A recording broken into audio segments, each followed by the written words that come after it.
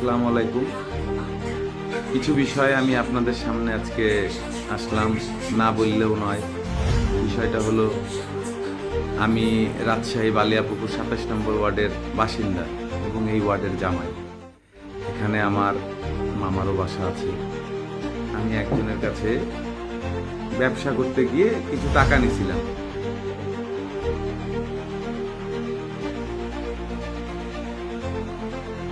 তারপরে সে আমাকে ওই টাকাটা দিল যে ঠিক আছে ভাই, আপনি বিপদে পড়ছেন, সে টাকাটা নেন, আপনি আমারে দিয়ে দিন।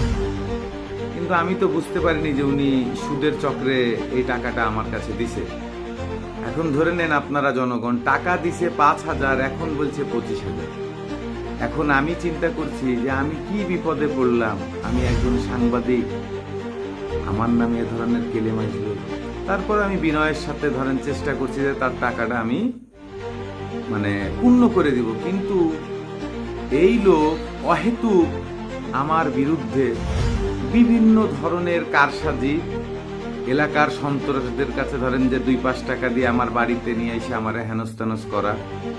এবং তার হাজবেন্ড, উনি একজন আওয়ামী লীগ প্রার্থী, তার কার্ডও আপনারা দেখতে পারবেন আমার এই ভিডিওতে।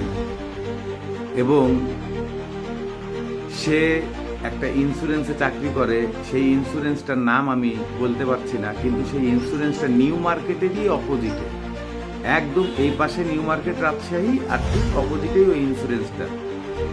তিনি সেই ইন্স্যুরেন্সে চাকরি করে এবং তার যে বয়ান আর কাব্য কবিতা, আমার বাসা থেকে তো ওই দিনই আমারে গুম করে ফেলায়। আর তার ওয়াইফ তার ভাইরে বিনোদপুর থেকে ডাকা এনে আমারে গুলি করে দেয়।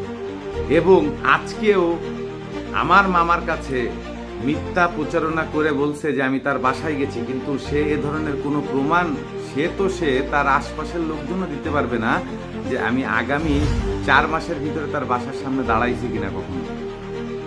এ ধরনের মিথ্যা প্রতিবেদন করার পর, আমার মামাকে জানানোর পর, আমার মামা যখন আমাকে ফোন করে বলে, তার কিছুক্ষণ পরে তার ভাই, নাম হচ্ছে মিঠু, সে সিকিউরিটি ডিপার্টমেন্টে চাকরি করে, সিকিউরিটির চাকরি।